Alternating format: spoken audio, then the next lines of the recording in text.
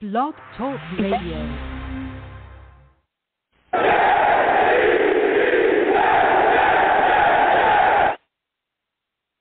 What's going on, folks? It's your boy Long Beach Joe, and I am back at it again.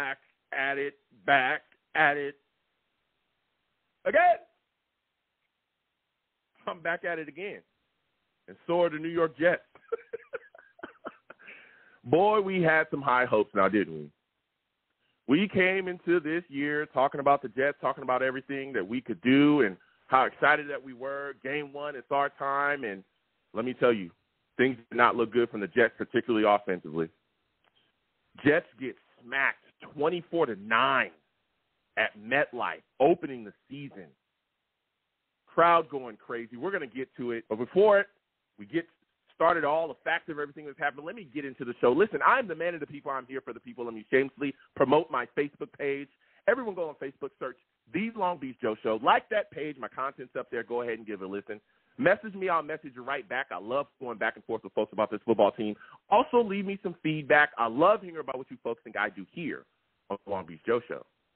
I'm also on Twitter as well, at The Long Beach Joe, at The Long Beach Joe. All right? Go ahead and follow that page. I'll follow you right back. Love going back and forth with folks about this football team. Also, your boy live streams too. We watched the game together. The Savages right here in the chat right now. We're doing a post game. We're live, baby. We're live, okay? You want to peep that out? You want to check me out live? You want to check out my content? Come on over to Long Beach Joe Jets. Hit that subscribe button. Hit that notification bell so when I post content, you folks will be in the know. All right? That's what we do here. Listen, we're doing a live post-game show, and it's hot. And we're going to get to everybody. Every single one of you. Salutes to Reggie Carter. Salutes to all my Savages in the chat. You want to know why I call my chat the Savages? Because they're savage. Straight savage.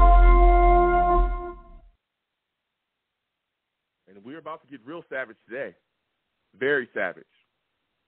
So please, again, follow me on all those platforms. Hit that subscribe button on YouTube. Now it is time to get into the New York Jets.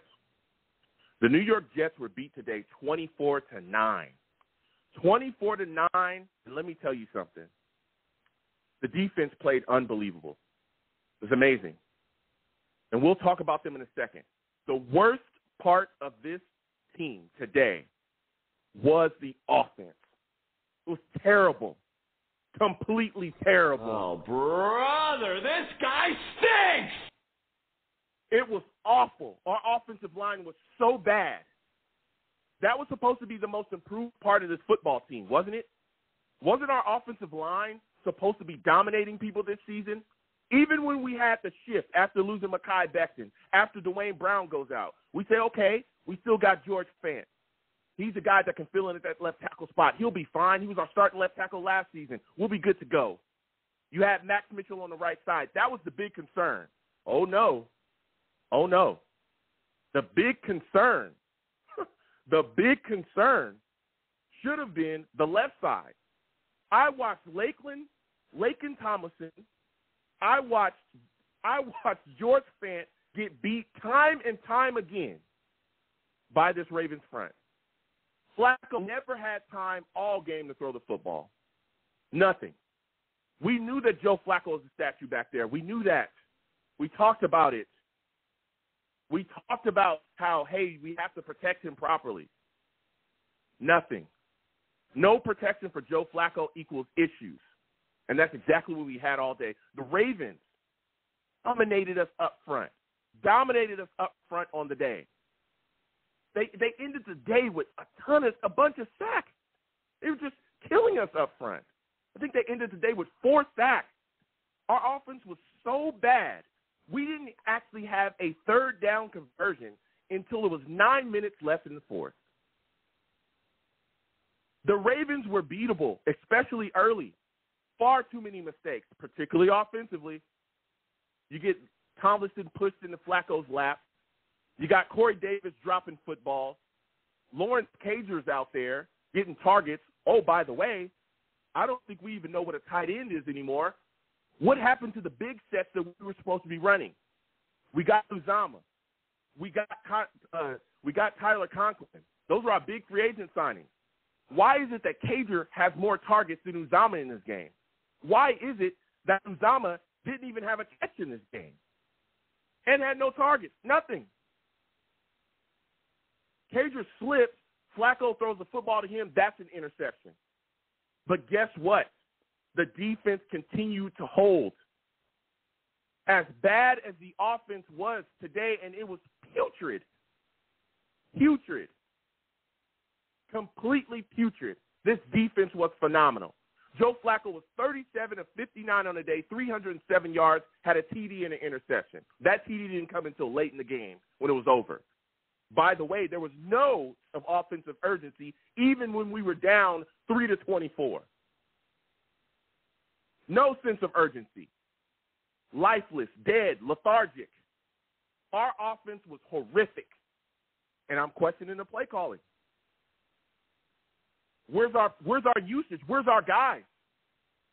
Where's our tight ends being utilized out there? Where is these guys? Where's our place to set up targets for Garrett Wilson? The only guys that were out there doing something today, one of them was Michael Carter. He was the guy shining. If Michael Carter didn't do it, it wasn't getting done. That's facts. Garrett Wilson made some catches, especially on a broken play where he almost got to a first down. He looked solid out there. It's insane. The play calling today was suspect as well. The utilization of our offensive players were suspect as well. This game plan offensively wasn't good. It wasn't good. Carter had 10 carries on the day for 60 yards. Also had 7 catches for 40 yards. Michael Carter looked good. This Jets defense was something else, though. Something else. Pressure constantly. Saw Carl Lawson getting after it. By the way, there was a lot of holding calls that could have been called on the Ravens, and it wasn't. All right? Just want to put that out there. Guys grabbing the back of Carl Lawson's jersey. Michael Clemens out there playing to the wall as well. Guys grabbing his pads as he's running away from them. We saw a holding call that should have been called on against John Franklin Myers as well. Linemen just absolutely, Ravens linemen just getting away. Their offensive linemen just getting away with a lot of stuff. But our defense played extremely well. Extremely well. Outside of like 2 big plays, which they gave up late in the game because they were so gassed from being on the field, this defense was phenomenal. Phenomenal. The Ravens were stifled early offensively. They were getting after Lamar Jackson. They were getting pressure on him consistently. But our offense just couldn't put it together. And don't even let me get started on special teams either. Greg the Leg Zerline misses a field goal. He's also missing extra points. He looked like garbage today too. It's insanity. The New York Jets have to clean things up offensively. This defense can't go out there and put the type of performance that they put on today and not get anything from the offense to help them. Nothing. Completely atrocious. We're going to get to these lines again. 515-602-9639. 515-602-9639 is the number. Call in. We're taking all callers. Please, everybody, be patient. Lines are hot, but I'm going to get to everybody. First caller I'm going to is 525. 525. I'm coming directly to you. 252. 252. I'm coming directly to you. Salutes and respect to you, my friend. I want to thank you for calling in. Give me your thoughts about this Jets performance offensively. How did you feel about this situation? Pretty bad. Pretty bad. And so what are your thoughts about? Yeah, what are your first off? What is your name and where you're from? Daryl. Daryl, listen. This offensive line. Oh, thank you again, Daryl, for calling in. Listen, this offensive line was bad today. What do you make of this situation, man? What do you make of the way that Fant played, the way that Thompson played? Were you surprised that these guys were getting pushed around so heavily? Absolutely. I mean, I just can't understand. It seemed to be the same old each and every year. But I thought maybe this year they would somewhat have more of a, you know, thing about themselves to come out and play with just an overall team effort. But I'm not seeing that, even with the first game. Yeah. I mean, it's completely surprising with the way that they played. Were you shocked that there was no sense of urgency as well offensively for us? Yes. I mean, I could not understand that. And it seems to be the same old thing. They want to play hard at the end of the game instead of putting out that effort at the beginning. Yeah. Yeah. I mean it's really crazy. Yeah, I mean, I'm a long-term crazy. fan, but I mean, gracious. I mean, you know, how much can we take as Jets fans? You know what I mean? Yeah. Yeah. But now what my I final want to question know. for you. Go ahead. I'll give you the last word. I was just going to ask, I know we want to blame the offense, of course, but Joe has to take a little bit of that blame also. Okay, talk to me. That's opinion. what I was going to ask you about Joe Flacco. What are your thoughts about his performance today? I mean, it was sure the numbers speak for themselves, but still overall, he's still Joe Flacco. You know, no mobility in the pocket. I mean, we got to have a quarterback that can be a little bit mobile in order to make plays down the field. But if you're just standing there here's my thing, though, Daryl, and we knew this. Joe Flacco's a 37-year-old quarterback. He's never been a guy that's mobile like that, right? He's not Lamar Jackson. He's not any of these young guys, Patrick Mahomes or nothing like that. We knew that. We've known that since we signed him. We've known that since he's been our backup along with Mike White. We know that he's a guy that's a statue. He's going to stand back there, deliver the ball effectively, efficiently, quickly. We knew that. Our protection does not allow him time to do so. I'm sorry. I know everybody's talking about guys being mobile. If Zach Wilson was out there today with this offensive line, he would have struggled as well. That's a fact because we've seen it in the past. Any quarterback is going to struggle when you have guys in your face like this. Any quarterback. Flacco from the start of the game, and I'm not a Flacco apologist or nothing, from the very start of the game, had guys pushed into his lap. That was on the first drive. Tomlinson was getting taken from the line of scrimmage and put into Joe Flacco's lap. How can you throw the ball? I watched Fan Early get beat for 2 sacks. There were, again, as the game continued on, we saw Joe Flacco trying to deliver. He was getting bumped off. He couldn't even set his feet. You can't – he did scramble from time to time, but that's not his game. And you can't blame him when guys aren't blocking. That's on the line. And it's also on – there were some issues play calling is wise today as well. The offensive play calling got to step up. There should have been adjustments made to account for these issues that we have protection going up front. And that's going to be my final question before I let you go. What were your thoughts about the coaching today? Were you surprised by some of the issues that we had with the offensive play calling? Absolutely. It was atrocious. I mean, let's just keep it real. I don't understand by now. The coaching should be a whole lot better, but for some reason, it's just not. Let's just be honest about it. You know, it's just not. Yep. Special teams. Yeah. I mean, Zerline, what in the world? What in the world, man? I mean, it is completely insane to watch Zerline go out there and kick those kicks. That was just atrocious. But do you think they're going to make a change? Do you think they're going to make a change, though? I don't know where they can make a change as far as I don't know where you want them to make a change. Quarterback, I'm telling you, it doesn't matter what quarterback we have. If you do not allow them time, nothing's going to matter. They need to make a change up front. Zerline. I mean, as far as Zerline, do you think they're going to look to go with another kicker? I mean, maybe bring a guy in get someone else in. Yeah, I mean, we had Eddie Pinheiro, so we'll see. But exactly. I got to slide off, man. Listen, thank you for calling in. I got some other calls I got to get to. Man. I love your show, dude. Keep it up, man. Thank you so much. I appreciate you and your kind words. You have a good one. Listen, we're going to keep getting to these lines. Again, 515-602-9639. 515-602-9639 is the number. Call in. We're taking all callers. Please be patient. I'm going to get to everybody. We're going to give you time, all right? Next, I'm going to my guy, Ted. For those of you that do not know,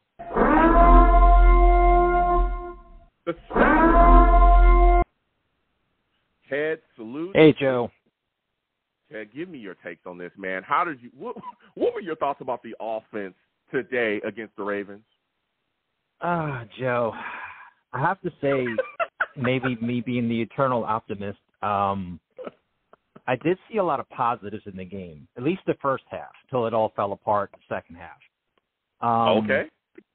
But the offensive line obviously speaks for itself. It was atrocious. We did have we were able to get some decent runs after a while in short passing.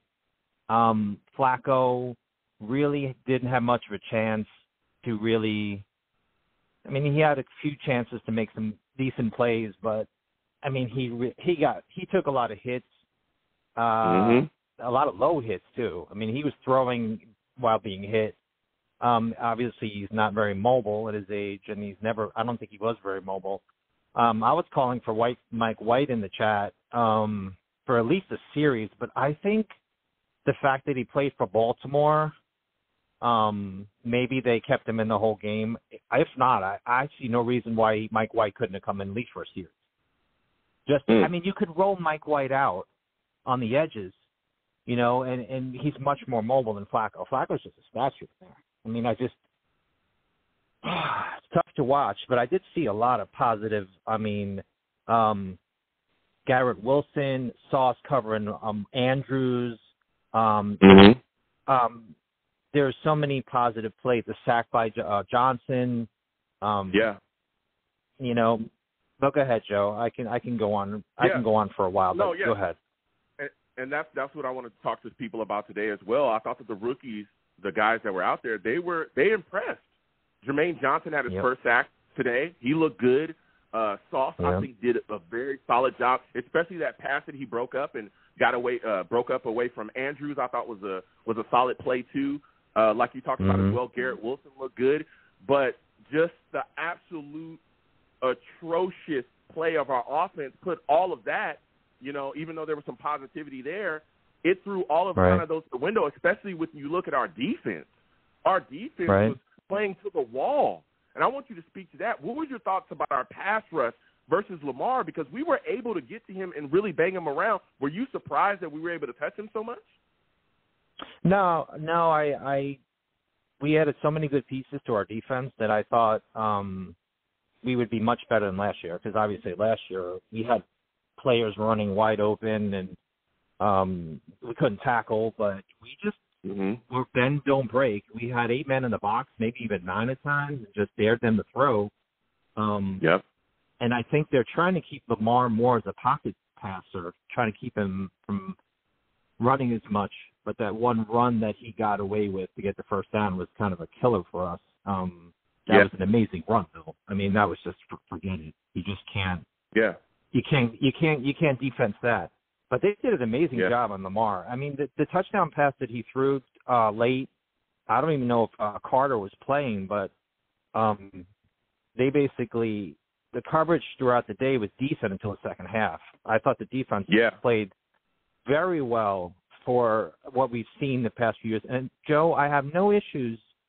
Sorry to say, I might be against the grain here, but I really don't have a lot of issues with Mike LaFleur, because you can't. He's not doing the blocking. He's not doing the blocking. He's doing the play calling. Okay. Yeah. Plus, one more thing. Max Mitchell, I thought, had a decent game for his first start. I think he had a decent game. But Mike LaFleur, you know, he's calling plays. Some of the runs were successful. Short passes were successful. But based on the fact that we're going to block and we're going to make holes, I don't know what else Mike LaFleur could have done other than the fact that he called a lot of first and second down runs, which I was driving me crazy, because I'm like, dude, pass the ball on first down. Yeah. Try something a little bit different. Yep. That's my point. That's what I'm saying. Against a team like the Ravens, that's literally what I was going to say.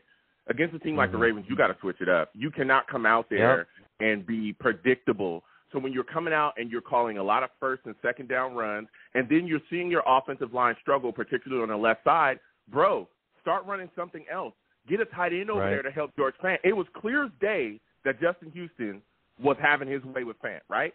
Fant gave up two sacks early. I'm talking. And then he also had the holding call as well. He's struggling, clear as day. The left side struggling. Tomlinson's struggling too. Get a tight end over there to help them, right? And then we talk about the reason why I didn't like a lot of the play calling today. What did we talk about all offseason? How greatly improved our tight end position is. They're going to be, oh, man, it's weapons left and right. Can you please tell me, Ted, why C.J. Uzomah did not have a target or a catch today? Can anyone tell me?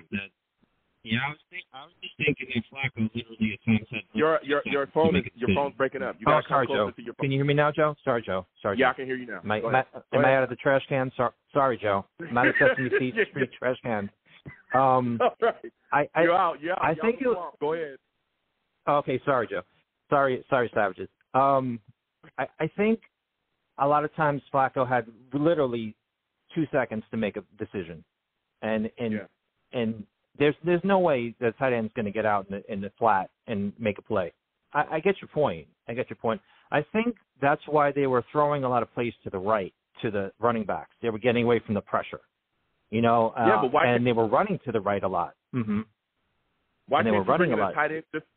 Why can't you bring in a tight end to just help chip the D end or help chip the back? Yeah, on that left side. Why can't look? I'm not sitting here acting like I agree.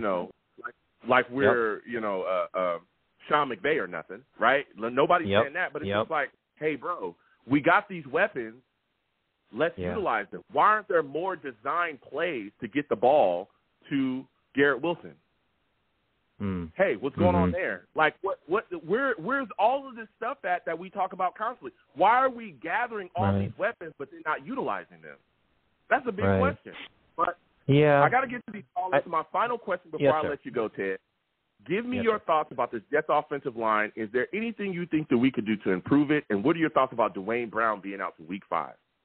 No, I would start praying like tonight if we have any kind of, semblance of sanity left after this game. Let me say this, Joe. It can't be any worse than. It's so much better than last year. If they can just fix this a little. I mean, they haven't really played together much. This is really the first game they've been thrown together. I'm looking at the upside. I'm curious to see if Baltimore is a playoff team or a potential Super Bowl team. You see later down the line, maybe they are a really good team. Then again, don't we play Cleveland next week? Don't we have to see Myles Garrett now? Yeah. Is that next week? Look, oh Lordy. Yeah. Start praying, Joe. Let's all say a prayer.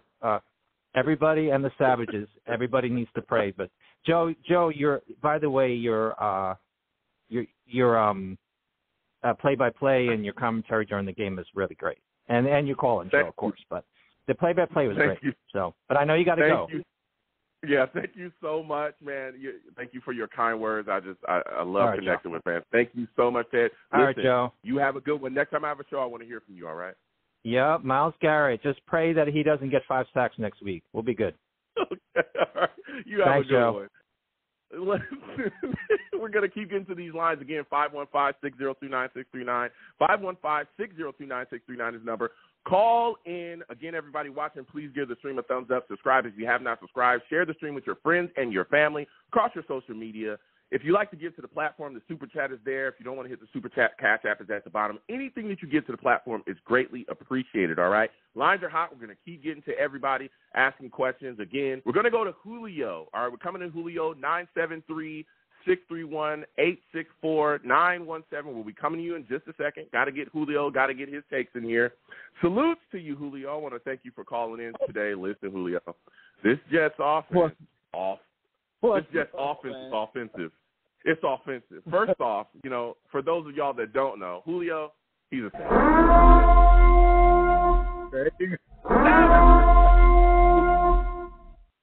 right. We just keeping it real. Give me your thoughts on this offense, Julio. What are your thoughts about this offensive line, man? I got to laugh at it. Come on. Let me start with Flacco, man. You mean to tell me that Flacco had 307 yards that he threw for 1 touchdown, 1 interception, And all his passes went to Michael Carter, mostly. Bruh, it's crazy. He only crazy. threw Garrett Wilson 4 times through the whole game. Yeah. I mean, it's crazy. And again, what's even crazier was the pressure that was on Joe Flacco. He couldn't even set up to even throw the ball anywhere else. I know everybody's saying he's slow, and yes, Joe Flacco, he's 37. But if you don't allow this guy time to throw the football, how's he supposed to get it out? He can't. He can't do it. Joe, I understand where you're coming from. Well, he threw for 307 yards. Yeah. And when we had Donald, right, and he played against Baltimore, right? Mm-hmm. The way he got pressured, bro. Let's put it like that. The way he got pressured, it was no joke. It's insane. It's insane, man. It's insane. So my next only final question. 3 times. Yeah. I mean, we got to it. I want to ask you about this defense real quick, though, Julio. What are your thoughts about the pressure that we were able to get on Lamar Jackson? Were you excited about the way our defense looked? Oh, hell. Excuse my language on that. I should have never said hell, but I love it. Mm. You know, I love it. And, you know, you're going to find this funny, man. Mm-hmm. I had sent a text because he's a really close friend from the family. Patrick that played for the Steelers, right? Yeah. I made a little bet on him. I said, look, this defense is off the hook. And I said, and I told him, I said, my boy Sauce Gardner going to get an interception. I feel it. You know what he texted me back? What? Look, he said, look what I did. Told your Sauce to get ready with us. I said, oh, my God. Listen, man, I'm telling you. Listen, Julio, the way that the Jets look today, you know, defensively, we loved it. But the offense was just, it was so bad, it killed us. But the defense, I respect it.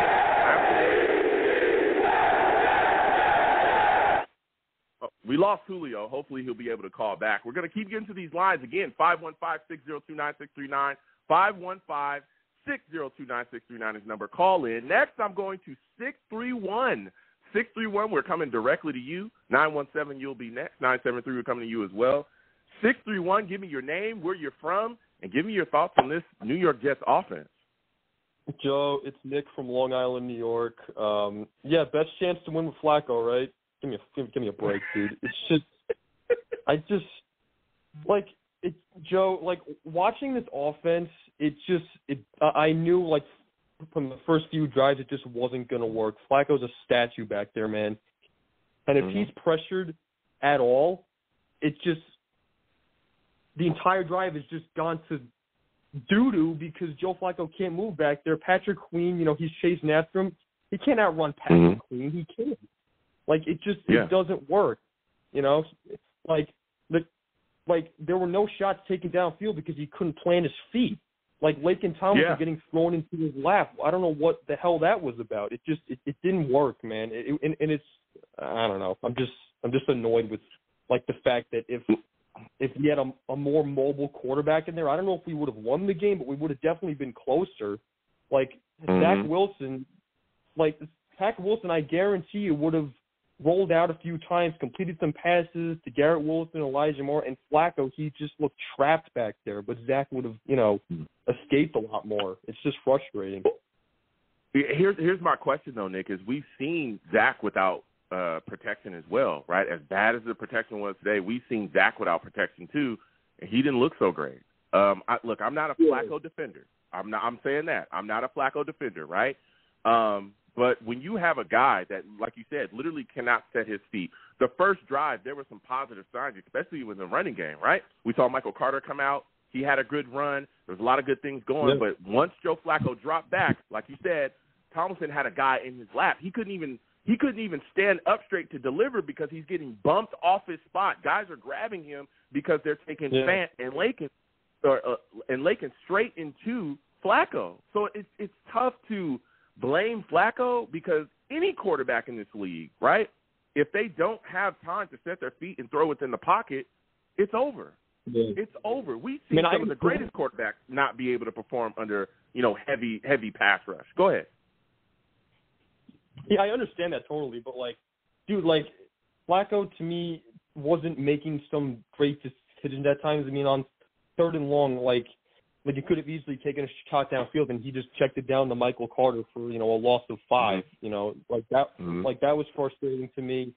I don't know why we're not why are you throwing the ball to Corey Davis on every 3rd down? Yeah, call Corey Davis, right, Joe? His phone line was busy today. I guess he was on the phone and trying to catch the damn football.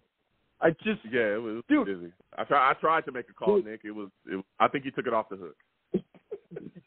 Yeah, if I need to drop a call, my whole thing is you have Garrett Wilson, Elijah Moore, and you're not utilizing them. Instead, you're throwing the ball to the guys who were here last year and kind of underwhelmed. I mean, yeah, Corey Davis didn't really underwhelm. I mean, he did, but he wasn't terrible last year. But I still had faith in him. But Garrett Wilson to me just wasn't on the field enough. Breece Hall was kind of whatever. I mean, the line wasn't opening that many holes for him. I was kind of disappointed that, he didn't have that much of a burst. I mean, I still thought he played as well as he could have with the O-line, but that was kind of a disappointment. Yeah, I mean, just offensively, it was a shit show. Yeah, watch the language. Yeah, it was a family show. Yeah, it's a family show. Watch the language. But the whole deal is our offense looked bad. But my final question, I'll give you the final word, is what were your thoughts on the defense and the way that the front was able to get pressure on Lamar Jackson? I thought our defense played really well. Of course, they gave up those 2 plays, but how were you feeling about their efforts today? Yeah, I mean, on the back end, they had everybody locked up. It seemed like, Sauce Gardner, he pretty much locked up Rashad Bateman outside of that 1 touchdown, for pretty much the whole game. I thought Jordan Whitehead played well on the back end. I thought DJ Reed was making a couple of plays out there. Mosley looked good. I really don't have any issues with the defense. On that long touchdown to, I forgot if it was Bateman or Duvernay, but the long touchdown, the second quarter, that seemed like a miscommunication. I think that was Duvernay. Yeah, I think that seemed like that might have been.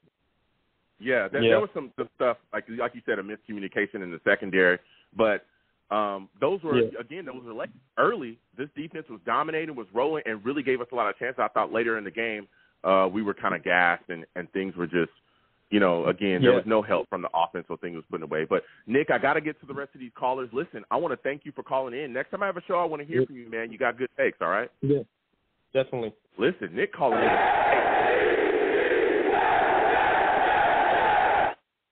Again, we'll keep getting to these lines. Everyone, please be patient. The lines are hot. We're going to get to everybody. Next, I'm going to 917. 917, give me your name, where you're from, and give me your thoughts about this New York Jets offense, man.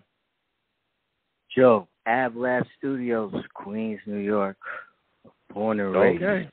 Jets fan. Talk about it. Since Shea Stadium days, brother. And I want to say to Jets Nation, I want to start it off. We got to stay positive. It's so easy for us to hang our heads and same old Jets, but no, I saw some different things. I'm going to start with the bad, and hopefully we can finish off with some positive. What you think, Joe? Let's do that. So go ahead, give me your first thing, brother. Offensively, that line is the main issue. Haven't played together, haven't really gelled. Dwayne Brown is out. We're bringing in the rookie Max Mitchell, who did okay. He had a couple of pressures on him. I think he had 1 sack on him, but to be expected, pretty much he was just okay. The whole line overall was horrible. And that they're going to game plan. They're going to say Fant, he's good on that edge. He's good on that outside tackle. The weakness here, McDermott. We're going to stay away from Vera Tucker, but we're going to put that pressure right up the middle, and that's what they did. That pocket was right up in old fleet-footed Flacco's face, and he could not move. No mobility. Hold on. And I heard your point, and I Studio. understand that when you put pressure on any kind of quarterback, they're going to move around, you know? But some guys like Mahomes. Hold on, Studio. Hold on. First off, I want to thank you for calling in. Here's the deal. The pressure initially was coming from the left side. Fant was giving it up. He gave up 2 sacks early, and he was getting. It wasn't just. It was the pressures he was giving up too. Now Thomas. You're right. Yeah, he was literally getting pushed into the guy's lap. So look, I understand that some people want to blame Joe Flacco, and I'm not saying that Joe Flacco I'm not blaming him. was dotting for the day. But all I'm saying is that I don't care who you are. Look, we've seen pass rush make Patrick Mahomes look human. We've seen it. We've seen when you put guys in quarterback space and your offensive line can't stop it, you look normal, like a regular human being. Yeah, but so why more would times it be than not, different with Joe Flacco? Yeah, but I mean, I'm not blaming anything on Flacco. I said it's the line. Now they were pushing that pocket up in his face, so when he tried to make any attempt to be mobile, he was greeted with a sack, or and he couldn't really get any real mobility in that pocket at all. He could barely move. I mean, you could see the age. He had one noble little sprint where he got to the sideline and he did his best, but that was that. In terms of the wide outs, Corey Davis is going to get the majority. I heard some callers talk about why didn't Garrett get enough, or Elijah. Well, Corey's number 1, Elijah's number 2. Barrios is probably going to be 3, and they said that Wilson's more of like they're trying to figure out his role, but he got enough looks, and you couldn't really the running game. You have Michael Carter who did his thing. Hall, our rookie, he's a patient runner, so he may not get that initial burst because he's kind of like. He's patient at first, and he couldn't get no holes because that offensive line couldn't provide any holes. They had no continuity, and they didn't play together. Yeah, but played together. I don't know what we're going to do. No, Fant has been our left tackle before. Okay, that's where he thrived. Okay, now Max Mitchell, that was the guy we were expecting to struggle. It was completely different.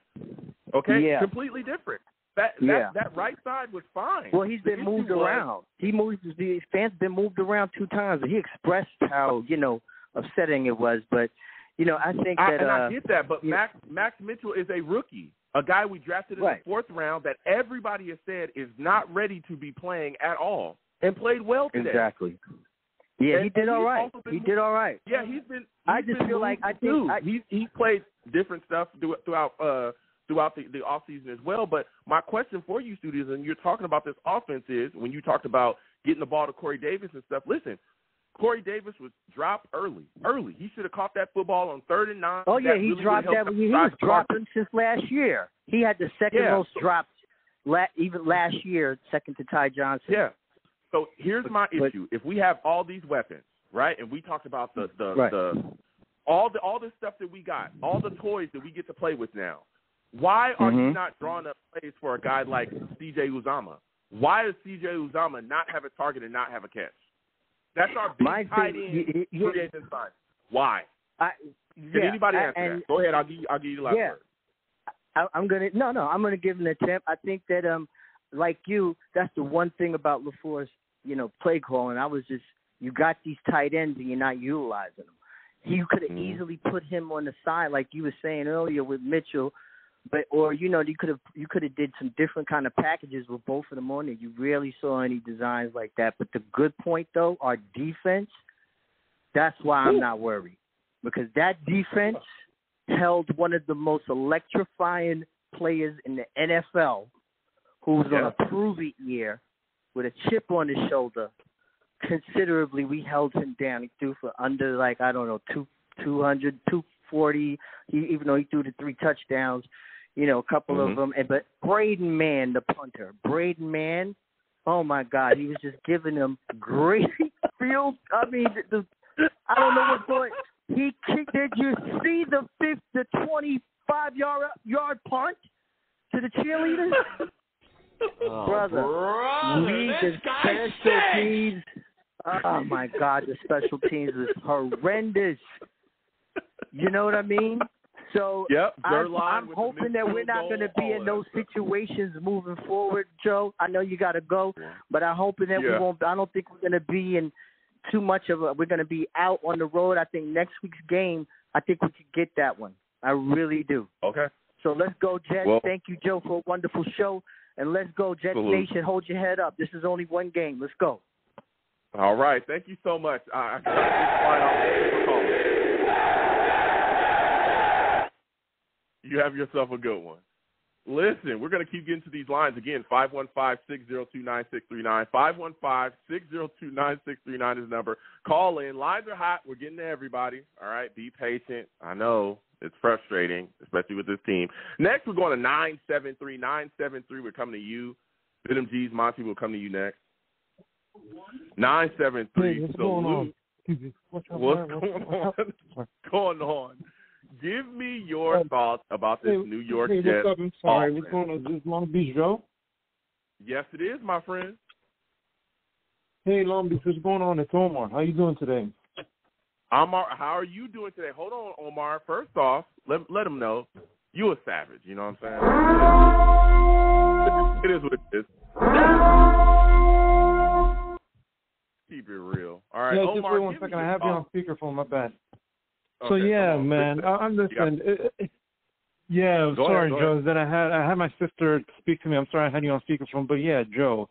Year after year is the same old, same old. How long do we have to keep enduring this garbage that we see year in and year out every September? It's brutal. Today was brutal. Omar. It was brutal. Give me your thoughts about this offensive line, man, because that's what blows my mind is how bad this left side was.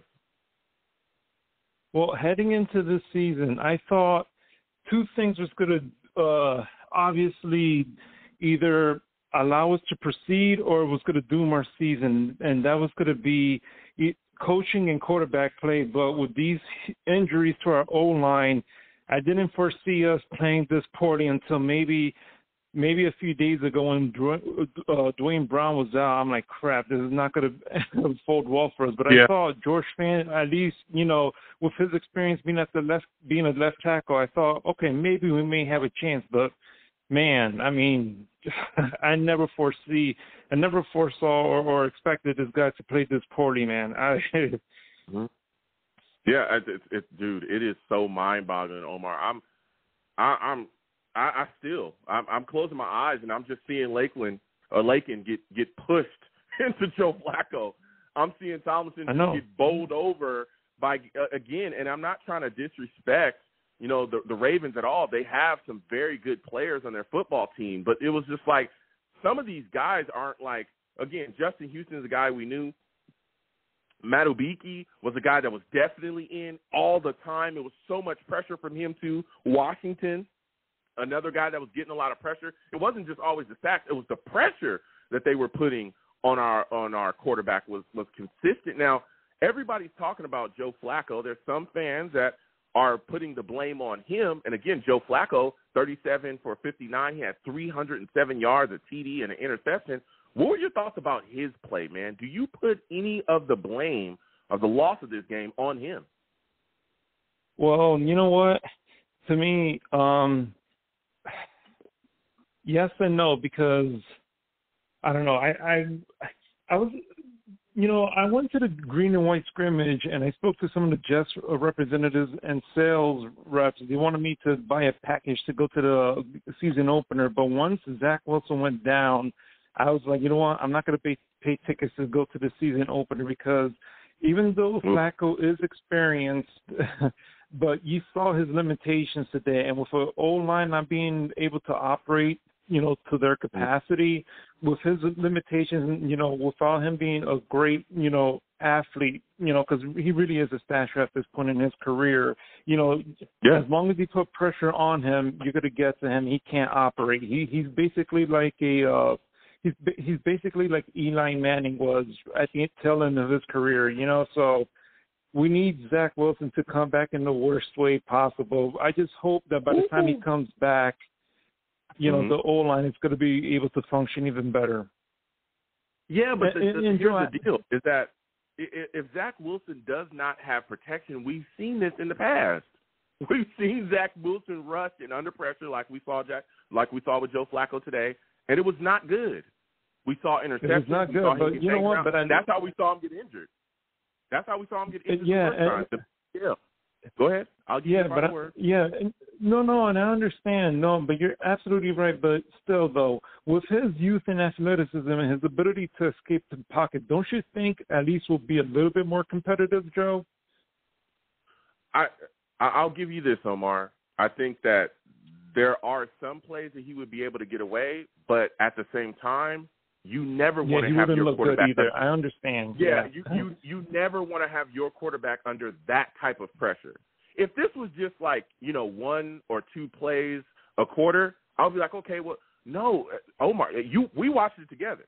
Omar, I don't think that there was damn near almost he had so much pressure on him for like full quarters. It was ridiculous. From the start almost to the finish, there were guys around him, in his face, in the backfield, knocking him off his spot. George Fant gives up 2 sacks. He's still getting pushed into him. And a lot of the time, it was not – the Ravens weren't always bringing pressure. The Ravens sometimes, they brought a blitz here and there, but a lot of times they were getting pressure just with their front four. They were beating our guys up, particularly on our left side. Yeah, so that's my thing. Look, I think that Zach, I want him to come back when he's fully healthy. And again, they say he's not going to be back until week 4. That's a new development that's happened.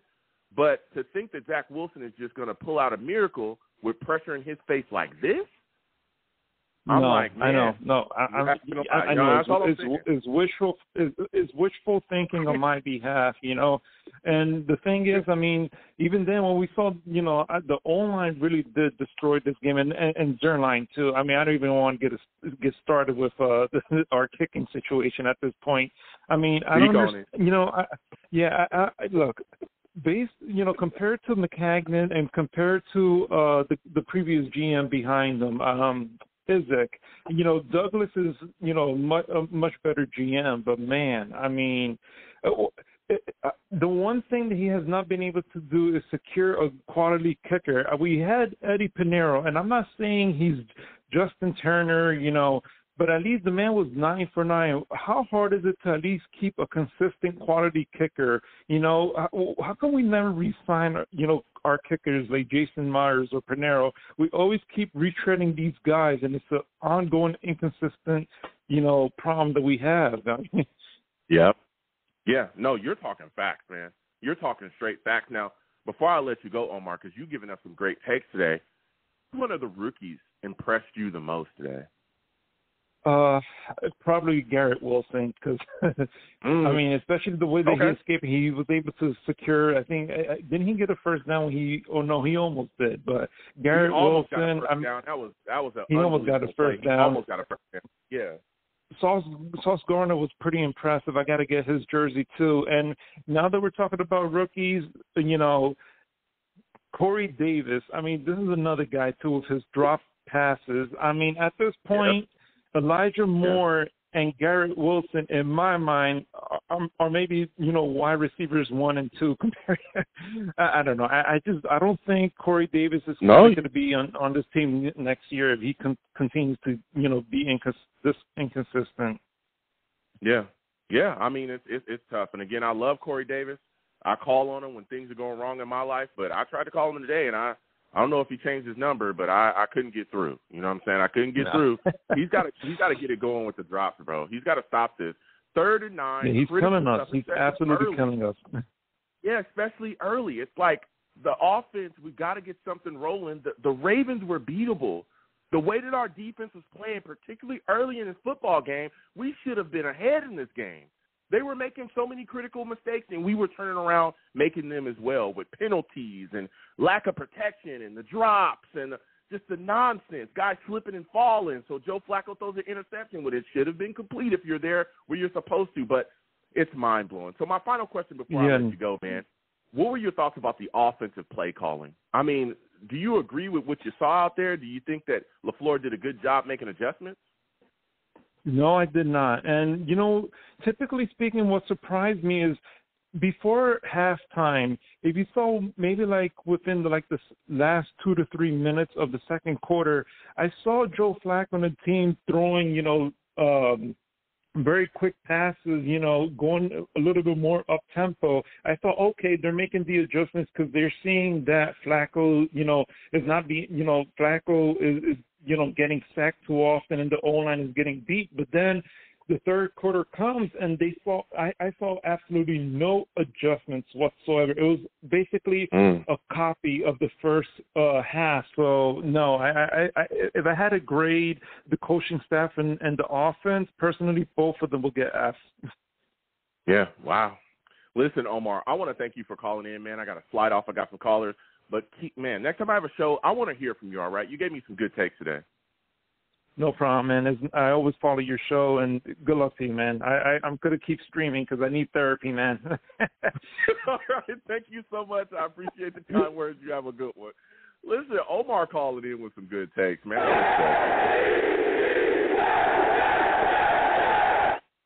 We're going to keep getting to these lines. Again, 515-602-9639. 515-602-9639 is the number. Call in. We're taking all callers. Please give the stream a thumbs up if you haven't already. Please subscribe if you have not already subscribed. And hit that notification bell so when I post content, you folks will be in the know. Please hit the super chat if you like. Anything you give to the stream is greatly appreciated. If you don't want to hit the super chat, you can hit the Cash App. A lot of people say, hey, Joe, where's the Cash App? I don't want to deal with any of that other stuff. It's right there at the bottom of the screen for you. Anything you give to this platform is greatly appreciated. So we're going to keep getting to these lines. Again, 515-602-9639. 515-602-9639 is the number. Call in. It's tough, man. This defense played well. Lamar was 17 of 30, 213 yards, 3 TDs, and 1 interception. The Ravens did not play well in the first half. We should have been up, but the offense didn't do what it takes. We're going to get to these lines. I'm going to Venom G's. Monty will come to you next.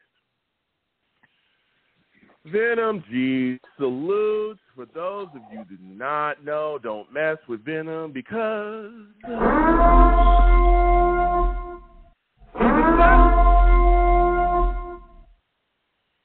salutes, Venom. Joe, where do we start, man? Where do we start, man? Let's start with the offense. What were your thoughts about, do you know what a tight end is? Do you know, anybody know C.J. Uzomah? Anybody saw him, seen him today? Yeah, Joe. I like that we signed him. I don't know why. You think he's going to play? Why you have somebody that's been in the Super Bowl. You have playoff caliber tight ends, and I understand that your line is so bad. You putting them to block. That's why we don't get to see them. We saw Conklin a little bit later at the end. So what they do is put CJ in, have Cager running routes, and then you have Conklin running routes as well. And I think all of this isn't on Joe Flacco. Like I said, LaFleur can't be on him either. You got to, when you call a play, it needs time to reveal itself. When you got people in your face immediately as soon as the ball is hyped, you can't run nothing. So I don't know how we could say Joe Flacco's the issue. I don't know how we could say it's anybody's issue but that line. We don't have a Joe Burrow that lived under pressure like that last year. He had a line just as bad as ours, and he lived under pressure like that. We don't have a Joe Burrow. We don't have that caliber of player. I don't think Zach Wilson IQ is up to Joe Burrow, where he could sustain some of that injury that Joe did. But right now, what we have is Flacco, and everybody knows he needs time back there. This line is horrible. We saw it today, and everybody's saying, "Hey, it's not Fant. It's not his fault." Man, you've been in this you was the left tackle all year last year, man. Don't give me he's rusty. Yo, you did this already, bro. Don't talk to me. Yeah, they switch you to right, to left again. Now you back home, you comfortable. If I'm going in my living room, I know my TV's there, my drinks, my refrigerator's there. This dude looked like he wasn't even home anymore. So, he was out of, I heard the chat, they would say he was out of his position. Joe, this is his position, man. Don't tell me nothing like that, man. Yo, and he's getting railroaded. I know Calais Campbell is not a pick over. He's not a pushover, but he was pushing over everybody that was in front of him today, man. You know, so it's and we held in there. That defense, I'm so proud of them, man. They stepped up. We wanted to see competent football. We got it. Now we just got to see competent offensive play and upgraded O-line play. For right now, everybody else is doing their job except the O-line. So it's not LaFleur's fault. It's these players that you can't sign Fant to another contract. You can't after today. You can't sign him unless I see more production out of him, man. and Joe, I don't even this is my therapy, Joe. Let me sit on the couch, man, and just talk to you, man. How the hell do we get rid of Pennock and keep Bryce Hall? I don't want. He's a touchdown machine.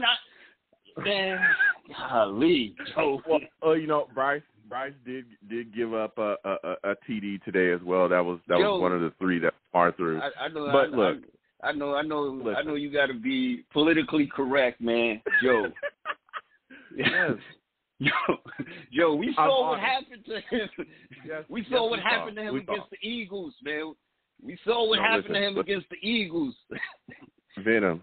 Listen, I get it, okay, and I'm not gonna go crazy again. We got a game next week, and this offensive line looked really bad today, right? And they got to clean it up. Yeah. But when you look at this game, for me, and you talked a little bit about the play calling, the reason why I question the play calling is there's so many weapons that I feel weren't utilized correctly at all. If you see that Fant is struggling, if you see the left side of this line is struggling, again, we all thought it was going to be Matt Mitchell. Honestly, Max Mitchell, excuse me. We thought it was going to be Max Mitchell. And he held his own. And he held his own. He was solid, right? Why do you not put Uzama, in on that left side, have them tip the D in? Why is Lawrence Cager getting more targets and reception than C.J. Uzama? Why are we not seeing and again, even in the inactives, Jeremy Ruckert was inactive today. He's a healthy inactive. Why is he inactive? Joe, Remember, early on. Man, I'm just asking why. Yeah. If you see the court struggling, he's dropping balls. Why are there no plays designed specifically to get Garrett Wilson this football? Why? Listen, why? They're looking at Lawrence Cage. Why? Why? I'm blown away. I don't understand what is going on here. Look, we see that something's going on. It's like, hey, what's happening? I mean, what more do you want? What more do you want from me? We're paying to watch this. Okay? You heard those boos at MetLife. They were going off, okay? Look, we were told, we were sold a bill of goods all off season, Venom, right? The New York Jets have weapons out the wazoo. We got everything. We got 2 tight ends that just can cook people. We got wide receivers. We got all this. And it's like they're not being utilized to be the most effective. Yes, our offensive line struggle, but there's things you can do. There's things you can do to help with that. Have a guy come in, chip a defensive end. You leaving Justin Houston alone with George Fant is a problem. He gave up 2 sacks. It definitely He was is. struggling all game, right? We also saw him get that holding penalty. We saw it. Yep. You got to clean that up. Like, we can't be sitting here with all these weapons and be looking around. You know what it is, too? We have premier pass rushes. I saw Jermaine Johnson getting held. I saw Carl Lawson getting held. I saw Quincy Williams getting held at Jersey. We don't get no calls. Talk about it. We don't get no calls, man. If I see somebody, their jersey get pulled, everything, you getting these calls. We don't get these calls. We see the guy hit hit Garrett Wilson before the ball even got to him. Sal was going crazy. We don't get that call either. What do we got to do? What do we got to do? It's like the refs, the only thing we could do is come out and play like the defense played and hope they keep us in the game, and the offense has to step up. And don't ignore all the egregious, non-calls that we get. And we just say, let's strap them up. Let's go out there. And like you said, the last caller said it best. I wish he would have said it with his chest, though. Corey Davis is not a number one. Gary Wilson, Elijah Moore are your number ones. Corey Davis, and he should be number 4. He should be number 4 after Denzel Mims. You can't let Denzel go perform like he did in week 3, and then he's not even out there. What are you doing? You're doing a disservice to yourself when you have these people. And like you said, you got to put these people in positions to make plays, and they're not doing that. And I don't know what it is or anything like that. The best offensive player I saw today was Michael Carter, and that boy's a beast. And he's a monster. And without him, we wouldn't even been as close as we were, and we were a landslide away. So, listen. So listen, Venom, we've given some takes. Before I let you go, man, it's my final question quickly. Give me your thoughts on the Jets special teams. Zerline, man, with horrific punts today. Zerline missing extra points and field goals. Give me your thoughts on that before I let you go, man. Man, Joe, I told you. I would get him. I would kick him out of the stadium. Give him his pink slips right now. We do this all the time, but we understand Nick Folk left. We had Pro Bowl caliber kickers, and we let everybody go. So now we picking up on the bottom of the dumpster. Get this guy out of here, man. He's early. You missed 2. I don't even want to joke. I don't know, man. We got to do something. Next week, I hope it's better, man.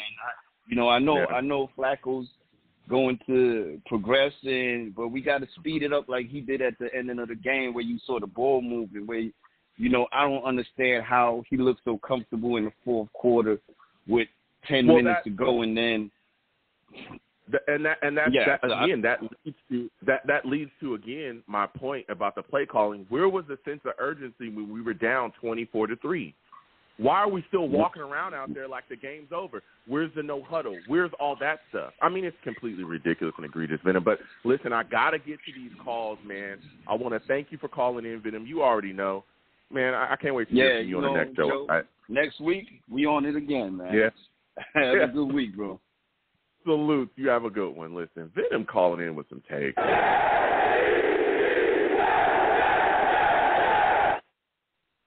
Oh, man, we're going to keep getting to these lines, but before we get there, salutes to my guy, True Senate, with the big donation. I said salutes to my guy, True Senate, with the big donation.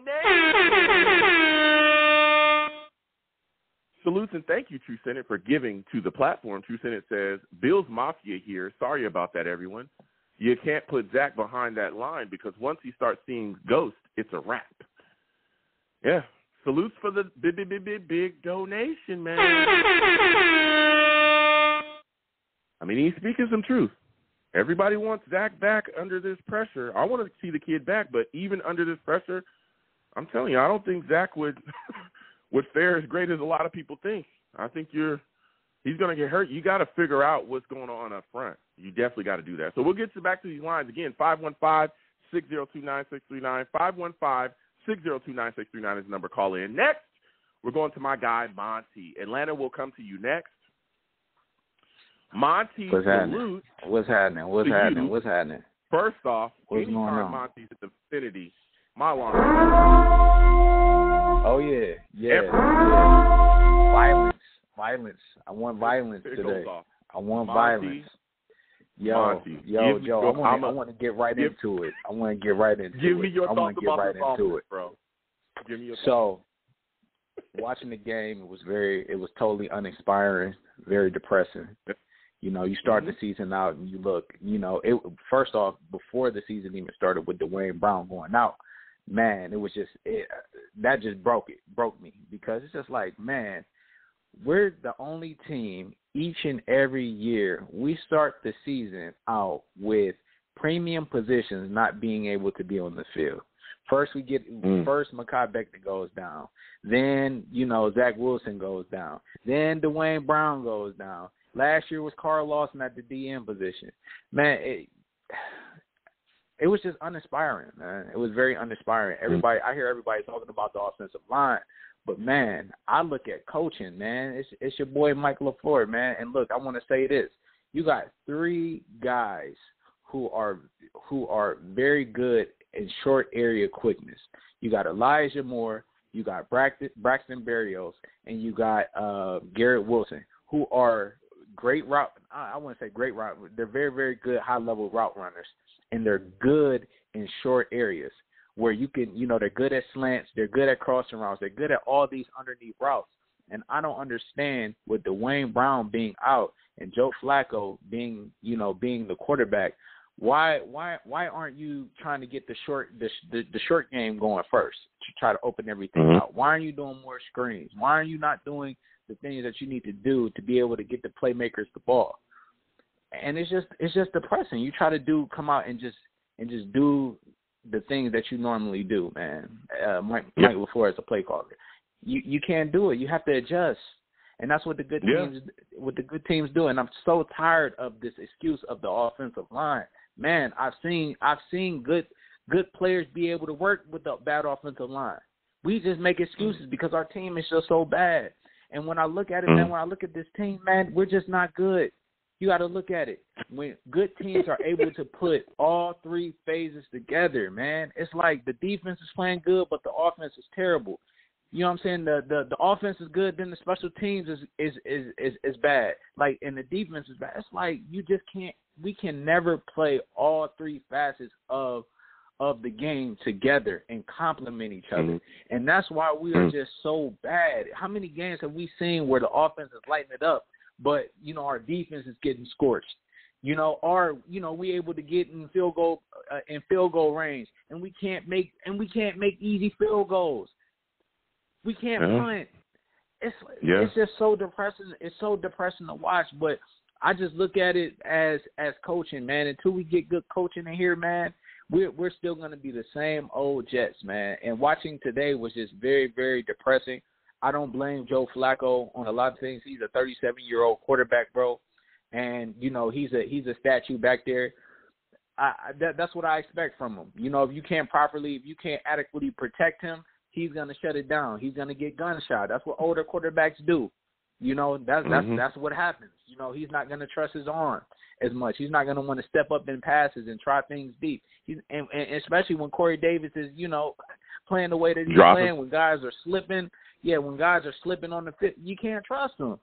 Yeah. So I don't blame Joe Flacco. Well, Monty, my biggest question is, and you talking about coaching, and I've been discussing this tonight with multiple people, and I respect everybody's takes and everybody's thought processes.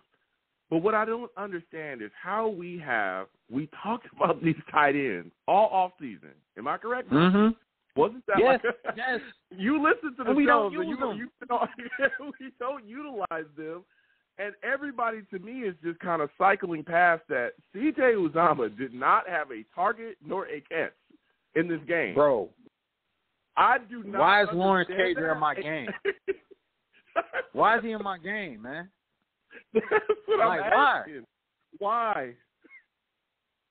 I don't get it, man. Like, that's what I just do not understand. Lawrence Cager, as a Jets fan, man, look, we say, like, look, man, he could be a guy. But when you're looking at the overall as an NFL player, bruh, why is he in the game? What coach is letting this dude on the field, man? Man, goodness, I don't get. Like, I don't understand. I'm just tired of this. I'm tired of Corey Davis being on the field, man. Like, at least, man, put Denzel Mims out there. Forget it, man. Put Denzel Mims out there, man. He want to get traded anyway. Put him out there so he can up his value. Well, he was inactive. Because for damn sure, we're not getting nothing for Corey Davis if somebody want to trade for him. Tell you that. Yeah, well, yeah. I mean, Mims was inactive today, along with Jeremy Ruckert, along with Bryce Huff as well was inactive today. Those are big questions too. Why is Denzel Mims a healthy inactive? Why is Jeremy Rucker healthy and active? Why? What is happening? Bad coaching, man. Bad coaching. That's what I look at it. It's bad coaching. We put. Go ahead. What's up? Go ahead. No, I was saying, we want to ahead. get all these special teams guys on the roster. These, seven string, DBs and all these guys who play special teams to get them a spot for special teams. But hey, we still stinking it up on special teams. It's like I don't get it. Like why is Lawrence Cager over Jeremy Rucker? Like I don't get it. I don't get things it. like now, that. Before, man. It was bad, man. It was just overall. Before bad, I let you man. go, listen. Before I let you go, Monty, because you heated the lines up, man. Give me your most impressive rookie on the day. Who were you most impressed by? What rookie were you most impressed by today? I was really impressed by Sauce Gardner. Man. I was very impressed because he plays well beyond his years. He's a very intelligent player, and you can tell that he wants to win. And he was just out there making plays, man. You could just tell like he looked like he belonged. And that's the first time in a long time, we had a player that looked like, oh man, we don't have to worry about this position. Sauce is gonna hold it down. He made a hell of a play on Mark Andrews, man. And that's the type of player that you need on the team, man.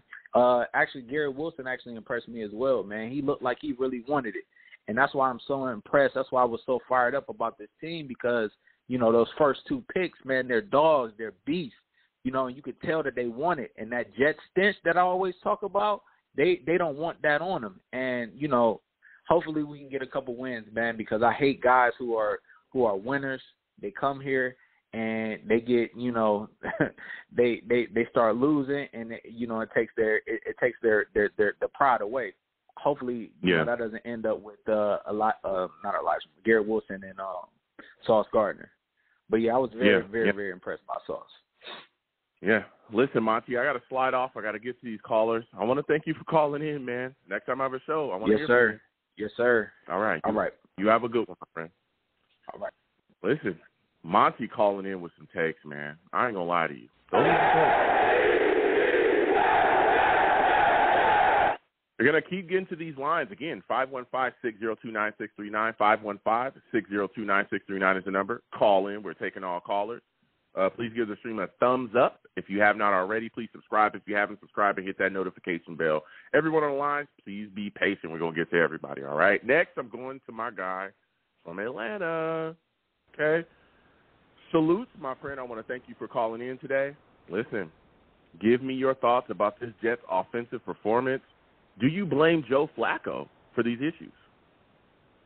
Oh, yeah, a lot of them, yes. I do blame Joe Flacco. And salute to you, host, for always holding it down.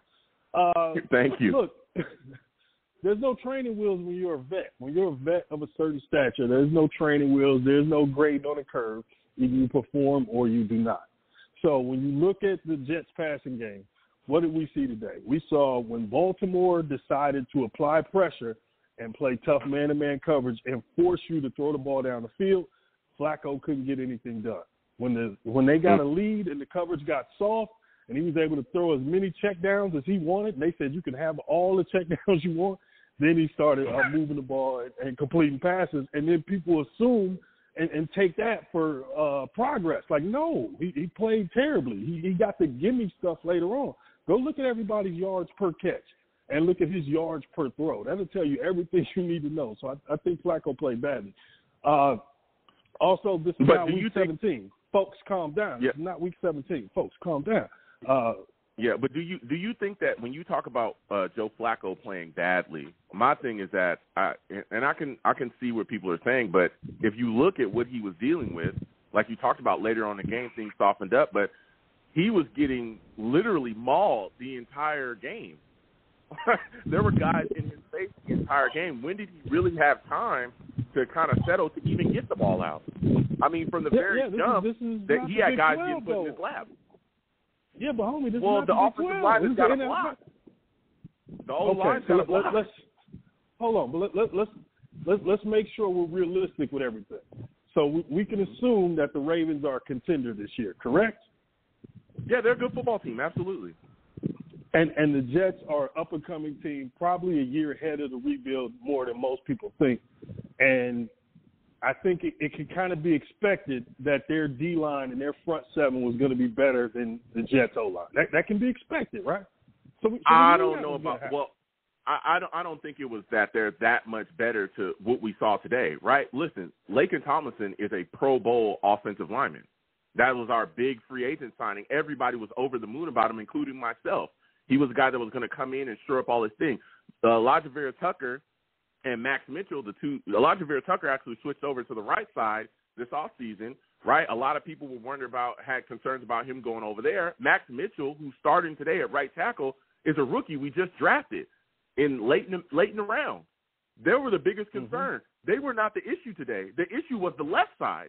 The issue was George Fant, who a lot of people are heralding as this great left tackle. He played very well for us there at left tackle. That's actually his home here for us. And then Laken Tomlinson struggling as well, getting taken from the line of scrimmage and put in Joe Flacco's lap multiple times. We understand Joe Flacco's a statue. At least I do, right? We talked about this multiple times on pregame coverage. We know he's a statue. He's not Lamar Jackson or nothing like that. He needs to have a decent to clean pocket to be able to deliver and throw. He couldn't even set his feet. This guy had guys in his lap. He was getting hit. That's how he got the first intentional grounding. He's ready to set up and throw. Then he gets smacked and just threw the ball. He can't do that. And again, we've seen greater quarterbacks look completely human with pass rush on them.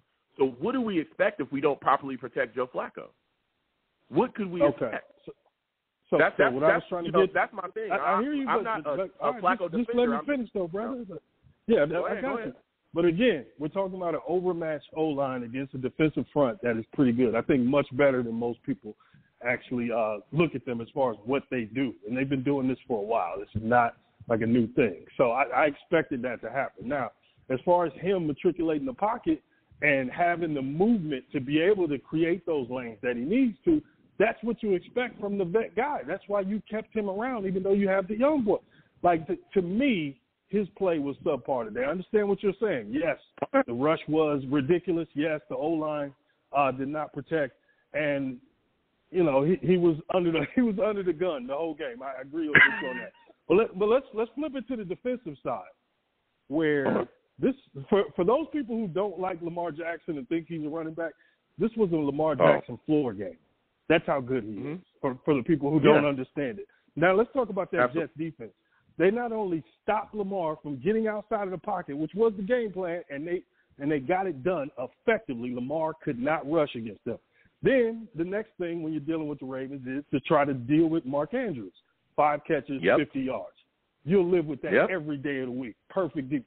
The defense did what they had to do. This defense is going to be better than most people think. The previous caller who talked about Sauce Gardner was 100% on. Sauce Gardner is the real deal. You love to have a defense like that. Brings back that feeling of a certain island. But I ain't going to go that far, Jets fans, but y'all know what I'm talking about. But shout out to the young Don't boy. do it. But look, man. Don't. But look,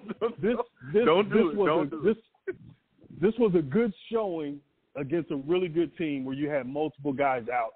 And I think the Jets are going to surprise some people this year. And look, that kid Breece Hall, of course, he's not going to take that starting job because that's that kid Carter is pretty good as far as the starting running back.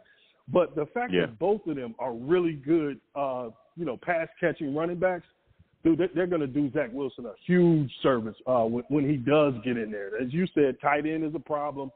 And to the Corey Davis haters out there, just remember, you got to think about the film room. You got to think about the meetings. You got to think about talking to the young guys. That's why he's there. That's why he's still getting snaps.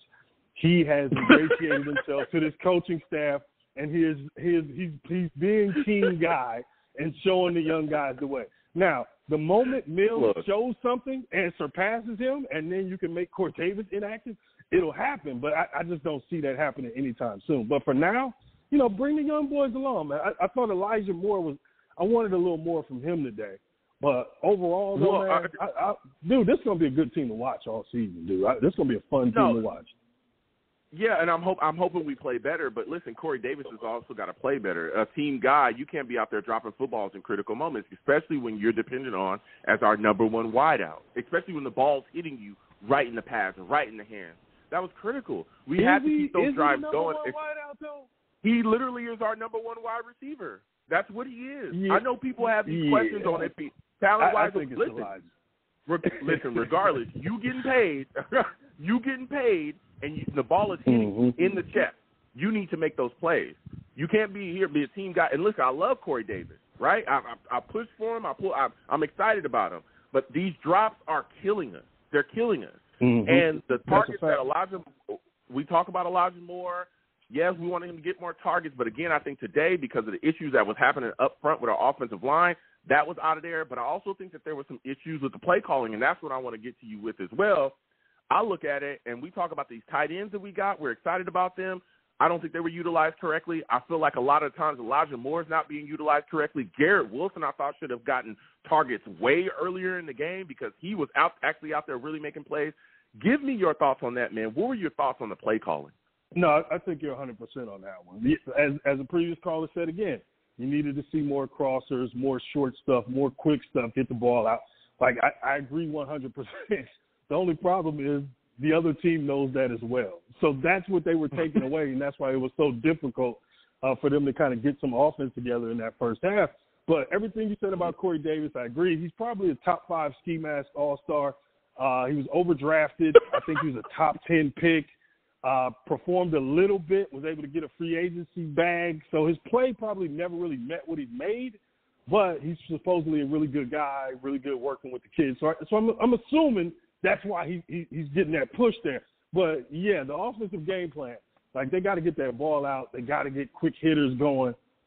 But it's going to be really tough to do, man, because everybody else watches film too. Like sometimes we forget and act like the other team doesn't know what you want to do. But overall, though, man, I'm look, that defensive performance today, look, I know a lot of people think they performed badly. They don't understand what what they were up against today. And they held it down, man. Yeah, I don't think that anybody, listen, any sane Jets fan can look at what we saw that defense do today and say, oh, they were the issue. They were not the issue. The issue was the offense. That defense was phenomenal, like you said as well, and I've been telling people all week, for those of you that think Lamar Jackson is some type of joke and he's a running back, he's not. This guy's an MVP, okay? He's won that before. He has an arm. If he needs to, he will dice you up from the pocket, and we've seen him do that before, okay? Now, again, there's been questions about lack of weapons there in Baltimore to give him, but I'm telling you, he's one of the better quarterbacks in the league, and if he didn't show that to you today, and again, we were able to stop him. He didn't just destroy us on the ground like you talked about as well. Mark Andrews, a lot of people said he was going to go off. He didn't. But for our offense to give this type of performance is atrocious. So I got to slide off. I got other callers. Yeah, they did. Can I say one thing on the way out? Go ahead. I'll give you the last word before I let you go.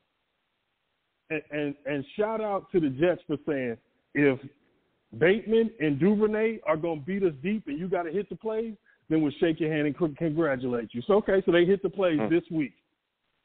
Force them to do it again and again and again. Shout out to the Jets defense. Yeah. All right. Well, thank you. You have a good one, my friend. Yes, sir.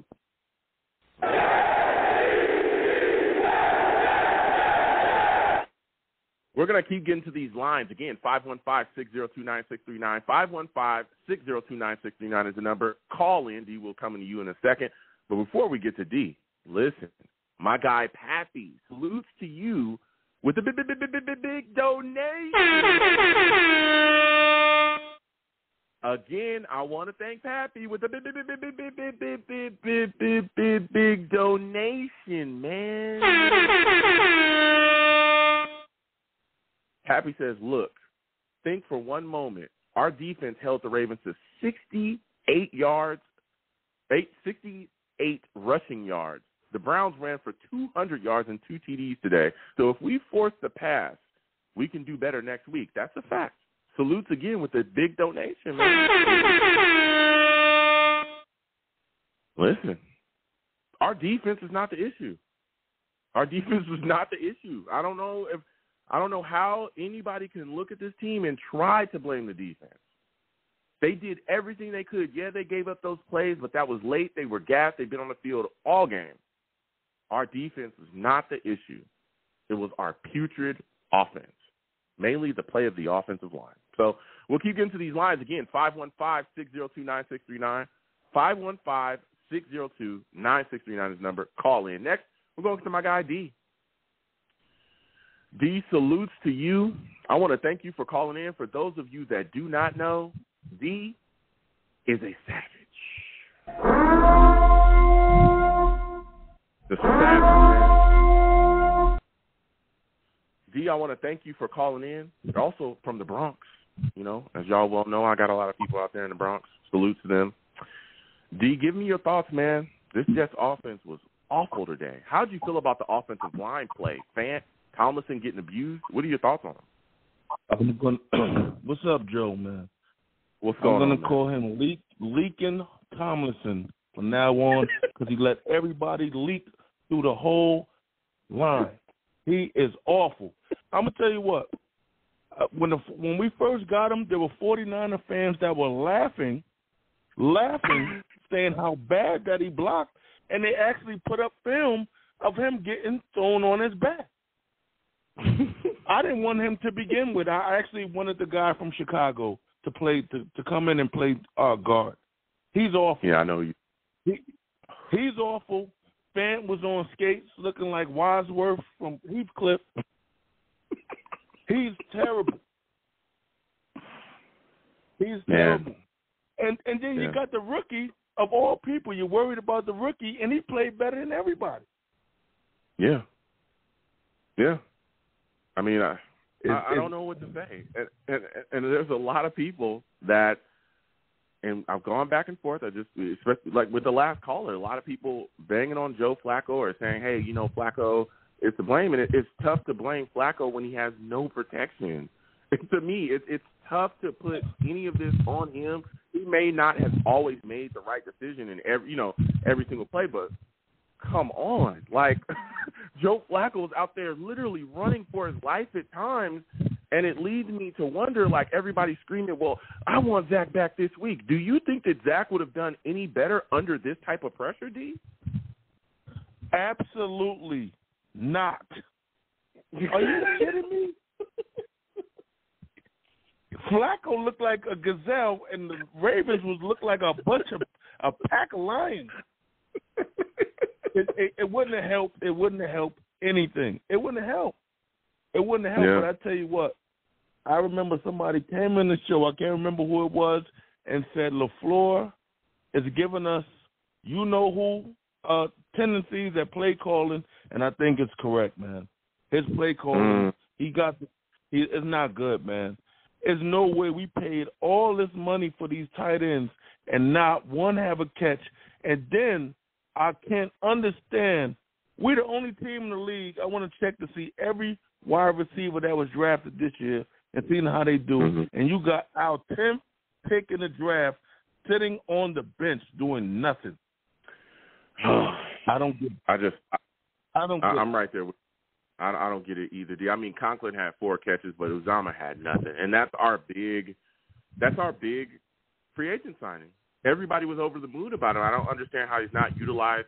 They had Jeremy Ruckert as a healthy scratch. He was inactive today, along with Mims, which was mind-boggling to me. Don't understand that. Huff was also inactive as well. Now, as you look at this situation, D, with our offensive line, Dwayne Brown, as we know, is now on short-term IR. He's going to be out to week 5. What do you think the Jets could do to help improve this line? Is it from a play-calling standpoint? Do you think the guy should be switched around? What do you think should happen?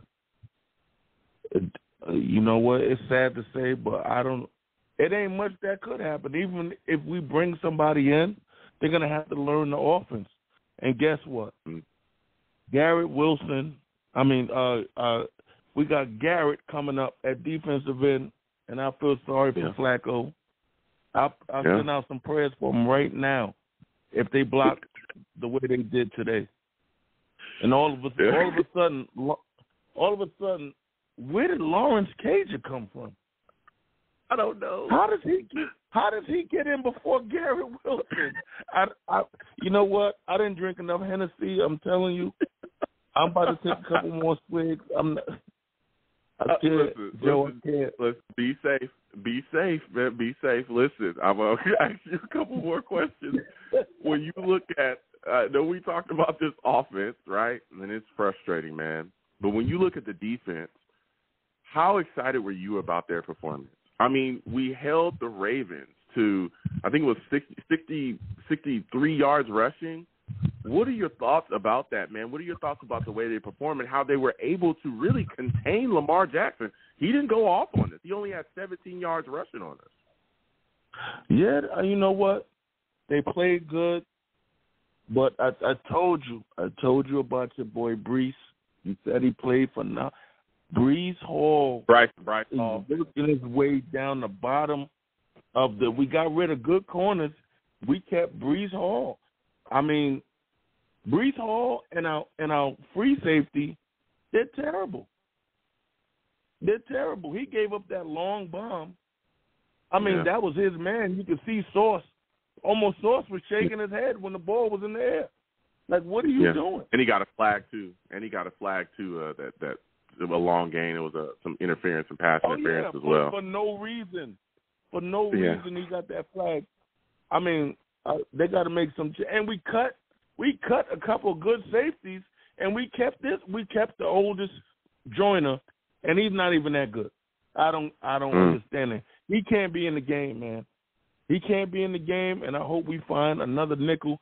I cannot see Hallway in the game again. Yeah. So my next question for you, what are your thoughts about the punting and kicking situation? I mean, you got Zerline missing field goals and extra points. You got Mann literally just giving the Ravens great field position with horrific punts. I mean, how did you feel about their performance today, man? I think Mann had some of my Hennessy before the game.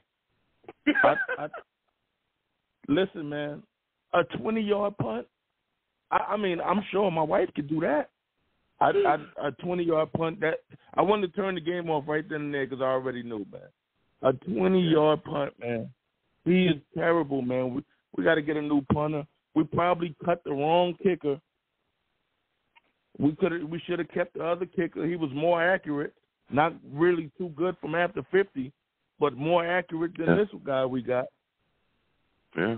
I mean, I don't know, Greg the leg. Oh God. I'm about to take another swig, Joe. I'm taking another swig, before Joe. I let you go, before you take that another swig, my final question: give me the rookie that impressed you the most today in this game. Give me the rookie. Give me one.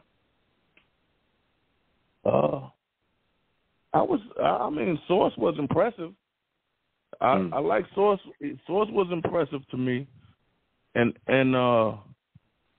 Johnson is pretty good, but if you really watch him, it's hard for once tackles get into his body, he doesn't disengage.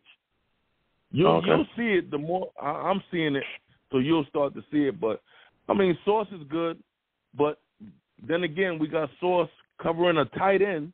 I know he's good, but we shouldn't have our number one corner on their tight end.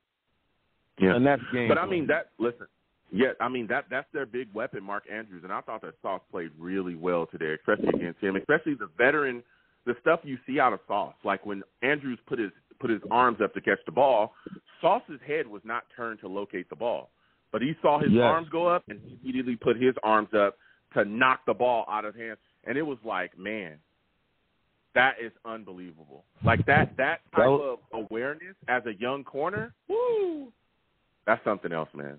That's something else. But that was an excellent play. Now all we got to do is find a Hall replacement, and I'll feel better. Absolutely. Listen, I want to thank you for coming on, D. You have yourself a good one, all right? All right, man. You too, Joe. All right, peace. Listen, D coming in with this take. This is tough, man. It's tough taking a loss like this.